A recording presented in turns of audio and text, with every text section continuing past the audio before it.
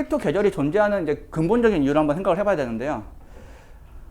보통 이제 크립토가 상승하고 하락하는 거에 대해서 여러 가지 이유를 찾아왔지만 가장 강력한 요인은 딱 한 가지 반감기였습니다. 사실 그 반감기가 처음 왔을 때는 사람들이 이 반감기가 오면 진짜 어떻게 되는 건지 이제 전혀 예상을 못했어요. 그러니까 반감기가 오면은 비트코인 망하는 거 아니야라는 거 시각부터 시작해서 그러니까 반감기라는 거 전혀 겪어보지 못했던 첫 번째 반감기 같은 경우는 사실 좀 예측을 전혀 할 수 없는 상태였고, 두 번째 반감기도 첫 번째랑 두 번째는 다를 수 있다.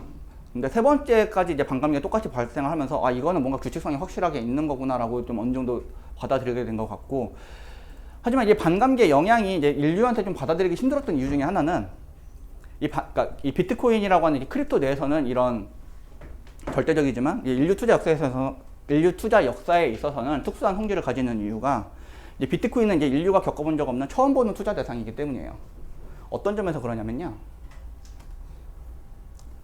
일단은 비트코인은 이제 초기 설정된 총 채굴량 2,100만 개랑 반감기 즉 4년마다 그 채굴량이 2분의 1씩 줄어드는 게 그냥 무조건 정확하게 그대로 실행이 돼요. 절대 변경할 수가 없어요. 왜냐면 이걸 최초에 만들었던 사람도 지금 사라져 버렸고, 그 사람이 온라인에 흔적을 남긴 지 지금 몇 년이 지나가서 그 사람은 이제 사망했을 거라고 지금 그러니까 높은 확률로 그 사람은 사망했을 거라고 지금 추정하고 있고요. 특히 이제 반감기는 이제 이 그러니까 비트코인이 온라인 안에서만 존재하는 이런 고유 특성 때문에 보통 이제 우리가 주식이나 이런 것들은 그때 맞춰가지고, 그러니까 집이라는 것도 그 상황에 맞춰가지고 공급량을 느리거나 줄이거나 할 수가 있는데, 지금 비트코인은 관리자가 없기 때문에 재량껏이라는 게 아예 없어요. 이더리움 같은 경우, 그러니까 비트코인보다 이제 두 번째 코인이 이더리움 같은 경우는 비탈릭 부테린이 있어서, 이더리움 같은 경우는 원래 그러니까 이더리움은 무한 발행 화폐거든요. 그리고 자기는 비탈릭 부테린은 이제 처음 만들 때 코인이 너무 비싸면 사람들이 쓰기 불편하니까 가격을 낮게 유지하겠다라고 생각을 했었는데, 그렇게 하면 이제 코인의 프로젝트가 좌초될 위험이 있으니까 그럼 코인의 가치를 올려야겠다 해가지고 지금 그러니까 비탈릭 부테린의 마음 변화로 사실 그 총 공급량을 바꿀 수가 있어요. 근데 비트코인은 그게 안 돼요. 그냥 무조건이에요. 이 수학적으로 결정된 이거는 그냥 그러니까 이 단일 최종 결정권자가 없기 때문에 이 현상은 계속 반복될 예정이고, 저 반감기는 총 32번이 계획되어 있어요. 지금 세 번째 이루어진 거고 이제 네 번째를 기다리고 있는 거고요. 그래서 제2의 비트코인이 존재할 수 없는 결정적인 이유이기도 해요. 왜냐면은 주식 같은 경우는 무조건 CEO가 있죠. 그리고 CEO가 다 결정을 해야 되고요. 그리고 코인 같은 경우도 지금에 와서는 그러니까 비트코인처럼 만들어 놓고 1, 2년 후에 이제 잘 돌아가는 거 확인하고 사라지는 게 거의 불가능해졌어요. 그러니까 비트코인 같은 경우는 이게 됐던 이유가 사실 그때 정부가 놓쳤어요. 그러니까 비트코인이 이렇게 잘 될 줄 몰랐고, 애가 이렇게 사라질 줄 몰랐고, 그러니까 잡을 수가, 그러니까 아예 없어진 상태로 되기가 힘들기 때문에 두 번째 비트코인, 그러니까 제2의 비트코인은 존재할 수 없게 된 결정적인 이유이기도 합니다. 네. 여기서 잠깐 좀 쉬어갈게요. 의문점.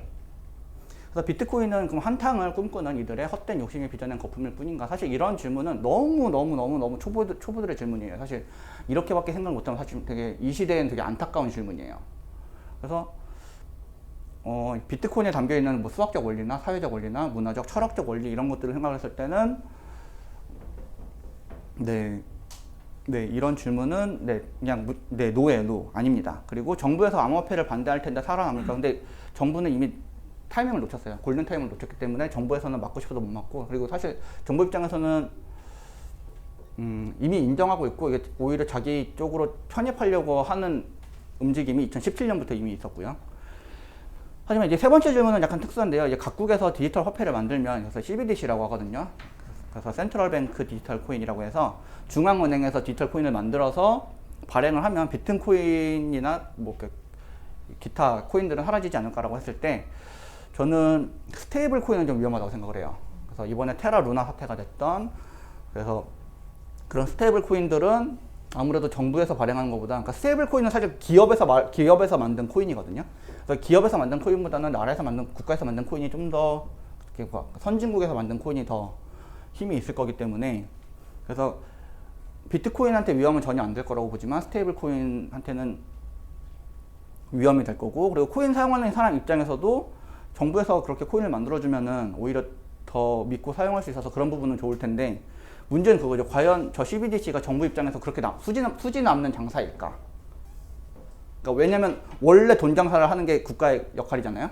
그냥 프린트에 돈 쭉 뽑아내고 이렇게 쫙 뿌리고 그렇게 만들었는데, CBDC 만들려면은 블록체인 기술도, 그러니까 예산도 많이 투입하고 해야 되고 이러니까, 그리고 다 오픈되는데, 내가 찍어낸 게 다 오픈되는데, 그전에는 이제 프린터로 하니까 돈 찍어내는 게 뭐 발표만 하고 끝이었는데, 이거는 이제 블록체인 특성상 모두가 오픈되고 언제 뭐 했는지가 다 드러나는데, 이거에 대해서 국가 입장에서 그렇게 하고 싶을까라는 입장은 있어요. 그리고 기술력이 더 좋은 코인에 의해서 비트코인의 자리가 바뀌지 않을까라고 했을 때, 비트코인의 위치는 사실 기술력에 의해서 결정되는 게 아니에요.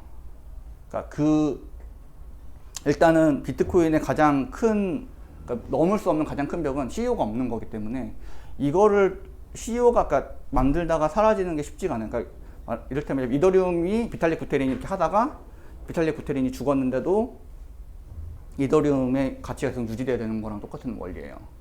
근데 이더리움은 사실 좀 저는 원죄가 좀 있다고 생각을 하거든요. 이거 여기랑 별개의 얘기지만, 이더리움 같은 경우는 이더리움 같은 경우는 이제 과거에 이더리움과 관련된 프로젝트가 크게 해킹을 당하면서, 그 해킹 당한 사람들을 구해주기 위해서 비탈릭 부테린이라고 하는 이더리움 창시자가 그 코인의 큰 방향을 이렇게 바꿨어요.